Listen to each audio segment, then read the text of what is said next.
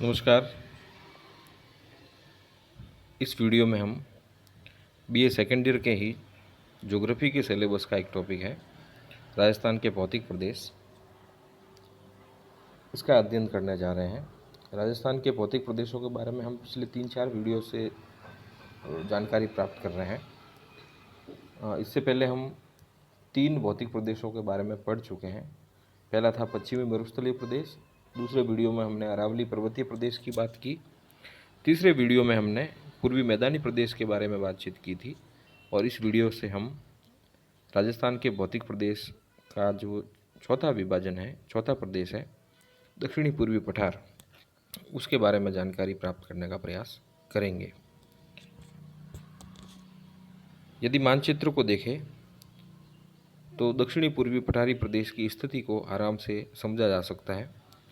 राजस्थान के ठीक दक्षिणी पूर्वी किनारे पर यह दक्षिणी पूर्वी पठार स्थित है। इसके बारे में कुछ अन्य जानकारी हम आगे प्राप्त करने का प्रयास कर रहे हैं। दक्षिणी पूर्वी जो पठार है वह राजस्थान के दक्षिणी पूर्वी भाग में स्थित एक पठारी भाग है जो मालवा के पठार का ही विस्तार है।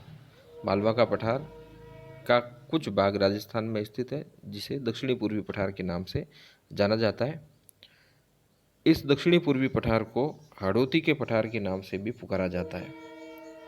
इस प्रदेश में ज्वालामुखी उद्गार से जो लावा निकलता है उस लावा से मिश्रित चट्टानें एवं विंध्यन क्रम की चट्टानों का मिला जुला स्वरूप देखने को मिलता है। इस पठारी भाग का विस्तार झालावाड़, कोटा, बारां और बूंदी जिलों में पाया जाता है। इस क्षेत्र की समुद्र तल से औसत ऊंचाई 500 मीटर है। यहाँ इस पूरे क्षेत्र में अनेक पर्वत श्रेणियाँ हैं जिनमें से प्रमुख है मुकुंदरा हिल्स और बूंदी की पहाड़ियाँ। ये पहाड़ियाँ अर्धचंद्राकार रूप में विस्तृत है। चंबल और उसकी जो सहायक अतिरिक्त नदियाँ हैं जैसे काली सिंध, परवन और पार्वती नदियाँ, इन्होंने यहाँ पे एक मैदान का निर्माण भी किया है जो इस हाड़ौती प्रदेश की एक प्रमुख विशेषता है। हाड़ौती के पठार का जो क्षेत्र है वो सभी जगह पर एक रूपता लिए हुए न होकर के धरातलीय दृष्टि से भिन्नता रखता है, और धरातलीय स्वरूप में भिन्नता दिखाई देने की वजह से ही इस दक्षिणी पूर्वी पठार को कुछ उप प्रदेशों में भी बांटा जा सकता है। दक्षिणी पूर्वी पठार को 5 उप प्रदेशों में बांटा जा सकता है जिनके की नाम आपके सामने स्क्रीन पर है। पहला जो उप प्रदेश है दक्षिणी पूर्वी पठार का वह है अर्धचंद्राकार पर्वत श्रेणियाँ। दूसरा इसका उप प्रदेश है नदी निर्मित मैदान। तीसरा उप प्रदेश हो सकता है शाहबाद का उच्च स्थल। चौथा उप प्रदेश हो सकता है झालावाड़ का पठार, और पांचवा इसका उप प्रदेश है डग गंगधार के उच्च प्रदेश। एक एक करके हम इनके बारे में जानकारी प्राप्त करने का यहाँ प्रयास कर रहे हैं। सबसे पहले बात करते हैं हम अर्धचंद्राकार पर्वत श्रेणियों वाले उप प्रदेश की। हाड़ौती पठार पर बूंदी एवं मुकुंदरा पहाड़ियाँ स्थित है जो कि अर्धचंद्राकार रूप में फैली है। बूंदी की जो पर्वत श्रेणी है, बूंदी पर्वत श्रेणी, वह दोहरी पर्वतमाला है जिसकी लंबाई 96 किलोमीटर है, और ये पर्वत श्रेणी उत्तर पूर्व से दक्षिण पूर्व दिशा में फैली हुई है। इस बूंदी पर्वत श्रेणी में 4 दर्रे भी हैं। पहला बूंदी के निकट है, दूसरा जैतवास के समीप है, तीसरा रामगढ़ और खटगढ़ के मध्य स्थित है, और चौथा जो है वह बूंदी में ही लाखेरी के निकट स्थित है। इन श्रेणियों की औसत जो समुद्र तल से ऊंचाई है वह 300 से 350 मीटर है। इस बूंदी श्रेणी का सर्वोच्च शिखर सतूर है जो समुद्र तल से 353 मीटर ऊंचा है, जो कि बूंदी के पश्चिम में लगभग 15 किलोमीटर की दूरी पर स्थित है। मुकुंदरा की पहाड़ियाँ हाड़ौती के मध्य 120 किलोमीटर की लंबाई में विस्तृत है। मुकुंदरा की पहाड़ियों की समुद्र तल से ऊंचाई 335 से लगा करके 503 मीटर तक है।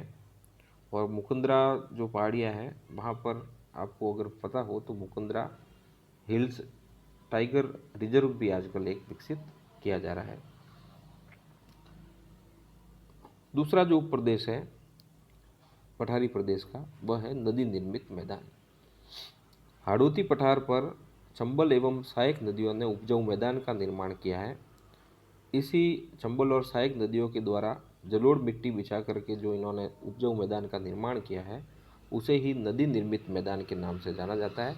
ये नदी निर्मित मैदान इस दक्षिणी पूर्वी पठारी प्रदेश का दूसरा उप विभाजन या उप प्रदेश है। दक्षिणी पूर्वी पठार का तीसरा जो उप प्रदेश है वह है शाहबाद का उच्च स्थल।